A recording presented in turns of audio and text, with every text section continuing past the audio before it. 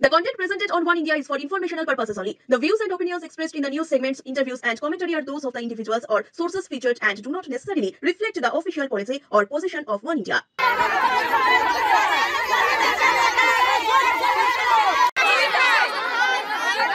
দিনের পর দিন জমি মাফিয়াদের বারবারন্তের অভিযোগ উঠেছে রাজ্যের বিভিন্ন এলাকায়, কিন্তু অনেক ক্ষেত্রেই জমি দখলের ঘটনায় নাম জড়িয়েছে রাজ্যের শাসক দল তৃণমূল কংগ্রেসের নেতা কর্মীদের দিকে। তবে এবার ফের সেই ঘটনা ঘটায় অভিনব বিক্ষোভে সামিল হলেন স্থানীয় বাসিন্দারা। জমি দখলে অভিযুক্ত তৃণমূল নেত্রী আর তারই গ্রেপ্তারের দাবিতে এবারে চটি হাতে বিক্ষোভ দেখালেন এলাকার মহিলারা। ঘটনার 48 ঘন্টা অতিক্রান্ত হলেও অভিযুক্ত গ্রেপ্তার না হওয়াতে ব্যাপক ক্ষোভ উগরে দেন পুলিশের বিরুদ্ধে স্থানীয় জনতা।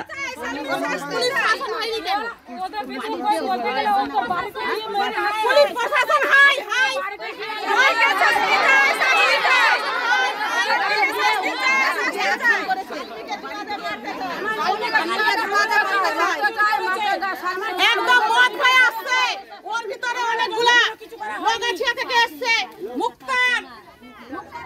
গ্রামবাসীরা রীতিমতো একজোট হয়ে জমি পুনরুদ্ধারের দাবিতে সক্রিয় হন।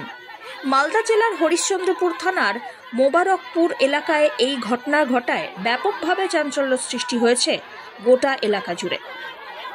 তৃণমূলের কৃষক সেলের নেত্রী সালমি খাতুন, তৃণমূল নেতা সালাম শেখের বিরুদ্ধে তৃণমূল কর্মী রহিম আলীর 3 বিঘা জমি দখলের অভিযোগ ওঠে। এই অভিযোগ, জমি দখল করতে গিয়ে এক মহিলাকে রীতিমতো মারধর করা হয়। দুপক্ষের মধ্যে লাঠি, রড ইত্যাদি নিয়ে সংঘর্ষ চলে। বোমাবাজিরও অভিযোগ ওঠে। আহত হন একাধিক মানুষ। এই ঘটনায় হরিশ্চন্দ্রপুর থানায় লিখিত অভিযোগ দায়ের করে দুই পক্ষ।